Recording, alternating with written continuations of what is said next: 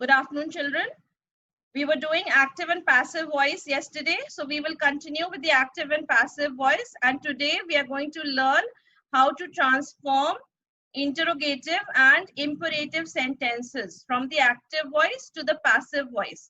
How to convert interrogative sentences and imperative sentences from the active to the passive voice.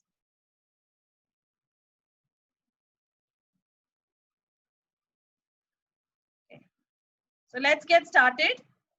What are interrogative sentences? Interrogative sentences, all of you know, interrogative sentences ask a question. So look at this sentence. Do you eat cakes regularly? So this is a question. Do you eat cakes regularly? So let us now see what is the verb in this sentence. The verb in this sentence is do and eat. So do is the helping verb and eat is the main verb here. And what is the subject in this sentence? The subject is you. You is the subject. And what is the object in this sentence? Object is cakes. And regularly is the adjunct or the additional information or the rest of the sentence. So we have the verb do eat, you is the subject, and cakes is the object here. So the same rule will apply as I had taught you yesterday. Do is a verb in the simple present tense. It is a present tense verb. Now you is the subject. You will become the object. Cakes is the object. It will become the subject. So when you are, one important thing I want to tell you is that when you are changing an interrogative sentence into the passive voice, it remains a question. It does not change into a statement. An interrogative sentence, when you are transforming from the active voice to the passive voice, will remain a question. It will not become a statement. In any case, it cannot become a statement. Okay. So now I will tell you how you will convert this and make it into passive voice, and as well as keep it as a question. See, now the rule I will tell you. The auxiliary verbs do, does, did in an interrogative sentence change into what? Is, am, are, was, or were, depending on the subject, whether it is in singular or plural, and depending upon the person, whether it is uh, first person, second person, or third person. It will depend on that. Okay. So, and also whether the subject is singular or plural. So in this case, cakes was the object in this sentence.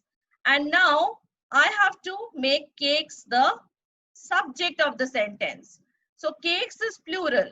Therefore, since do is simple present tense, this sentence, do you eat cakes regularly, is in the simple present tense. I will use is, am, or are. So is will not be used because cakes is plural. Am will not be used. So we will use are to ask the question in the simple present tense. So are cakes. Now the third form of the verb eat is eaten. So are cakes eaten, then comes by, the preposition by, then comes the subject here, which will become the object in the passive voice. So are cakes eaten by you regularly? Do you eat cakes regularly? So when cakes becomes the subject, we put the helping verb are here to ask the question, are cakes eaten, the third form of the verb, by you? You is the subject here. So it will become the object in the passive voice, by you regularly. So let me repeat the rule. The auxiliary verbs do, does, did in an interrogative sentence change into these helping verbs while asking a question in the passive voice. Is, am, are, was, or were. Okay, depending upon whether it is in sentences in the present tense or in the past tense. Now let us proceed to the next one. Read the sentence. Did the agency book the ticket on time? So now you see the question is being asked using the helping verb or the auxiliary verb did. And what is the other verb in this sentence? The other verb in this sentence is book. So did and book are the verbs here. What is the subject in the sentence? The agency is the subject. And what is the object? The ticket is the object, and on time is the adjunct here. Now I have told you that if you have do, did, or does in the active voice, you have to change it into the passive voice by using is, am, are, was, or were. So we will first see whether the what is the tense of the sentence. So did is in the past tense, do was in the present tense, did is the past tense form of the verb. So now when the object will become the subject of the sentence, so the ticket will become the subject. So what will we use here in this sentence to ask the question? We will use the past tense form of the be verb, that is was. Why not were? Because the ticket is a singular noun. So we will use was the ticket. Then we will use the third form of the main verb. Was the ticket booked? Then by. Then what is the subject here which will become the object in the passive voice? The agency. The agency was the subject. So by the agency, on time. Or you can also say, was the ticket booked on time by the agency? Both are correct. So let us see the answer. Was the ticket booked on time by the agency? So did you understand this? Did the agency book the ticket on time?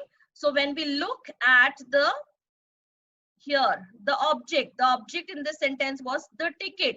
And I told you did is the past tense form of the verb do. So when you use the ticket, it is singular. So you will use was to ask the question.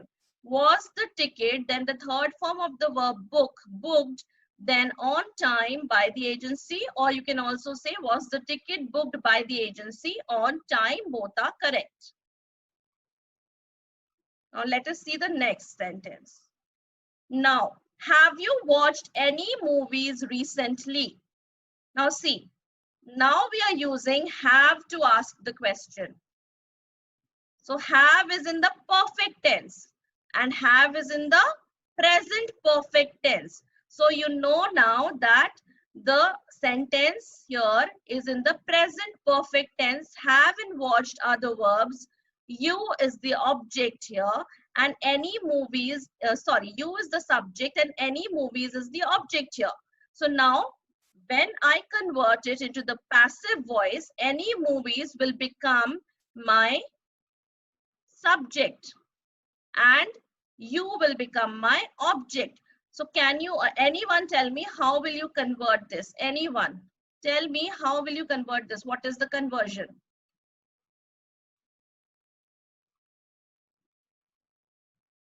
Yes, ma'am. Ira, ma'am? Are you there? Mehak Verma. Mehak Verma. Yes, Mehak. Answer.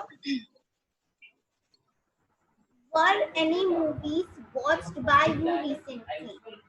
No. See, in case of the have verb, we will use have to ask the question. Have any movies? Again, remember, been watched. What did I tell you yesterday in the present perfect tense? You can lower your hands now and mute yourselves, children. In yesterday's class, I told you that you have to use the word been in the perfect tenses. Never forget that in the perfect tenses, you have to use the word been here. So have, I was looking for the right answer. That is why I didn't tell you today. Let me see what you remember from yesterday. So first of all, any movies, are will not be used because are is again in the simple present tense. So since it is the perfect tense, you have to use a perfect tense a be verb to ask the question here. Okay, so have, then any movies becomes the subject. Then because it is in the perfect tense, you have to use been, then the third form of the verb. Remember, been plus third form of the verb, then by, then the subject here becomes the object, by you recently? Have any movies been watched by you recently? So I hope it is clear to everyone now. Since this is the present perfect tense sentence, you have to ask the question using a present perfect, a verb, a be form of the verb in the perfect tense. So have any movies, why not has? Because movies is plural, not singular. So have any movies been watched by you recently? Next one. Is he making coffee for the guests? Now, what do you notice here? Is, what is the verb? Is and making. Is making is present continuous tense. So in present continuous tense, yesterday also I told you for continuous tense, the verb form in passive is, am, or are, or was a verb, because I'm talking about all continuous tenses, both present and past, not just the present continuous tense. Both for the present continuous as well as the past continuous tense, you will use this form: is, am, are, was, or were to begin the question, plus being, plus verb in the third form, then plus by and the object. Okay, that is understood. Then after this will come the by. Now, do you see that here is making is in the present continuous tense? Okay, he is the subject, coffee is the object, and for the guest is the adjunct here. So can someone tell me what will be the answer? How will you convert this now that I've told you how to? Anyone? Yes, Anjali? Anjali Yadav. Mom, the answer will be, is coffee being made by him for the guest? Very good.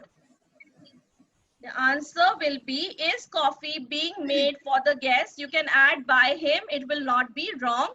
But in some cases, we can omit the doer in the passive voice. There are some cases in which in this case, if you omit the doer, the sentence will not be wrong. The conversion transformation will not be wrong. And if you write also, it will be correct. So is, because coffee is the subject now, and coffee is singular. Please mute yourselves. Mute yourself, Anjali, immediately. Is coffee. Coffee is singular. So we will start with this be verb is. Is coffee. Being, I told you after that you will use being because it is the continuous tense. Then make, the third form of make is made. Then for the guests. Is coffee being made for the guests? Now, can you postpone the meeting by an hour? Now look at this question. This question is begins with the help modal verb. You have done modal auxiliaries. Already you have done modal auxiliaries: can, could, shall, should, will, would. So this question is beginning with the modal verb can. Now let us see what is the verb can and postpone. Can is the verb, then postpone is the verb. Okay, then you is the subject here. The meeting is the object here. And by and are is the additional information here, adjunct in this sentence. So when we convert it into the passive voice, the meeting will become the subject. And another thing I want to tell you that in case of modal verbs, you have to begin the question with the modal verb itself. Okay, now someone can try converting this. Ayushman Pandey. Ma'am, can the meeting be postponed by you for an hour, by an hour? Yes. Can the meeting be postponed by an hour? Very good. Others will please lower your hands and mute yourselves. Let us see. Now the meeting was the object in the sentence. It became the subject here. So I told you, you will begin the question with the modal verb itself. So can the meeting be postponed by an hour? So you see that we are using the verb, the helping be form of the verb. We are using be itself here with the modal verb can.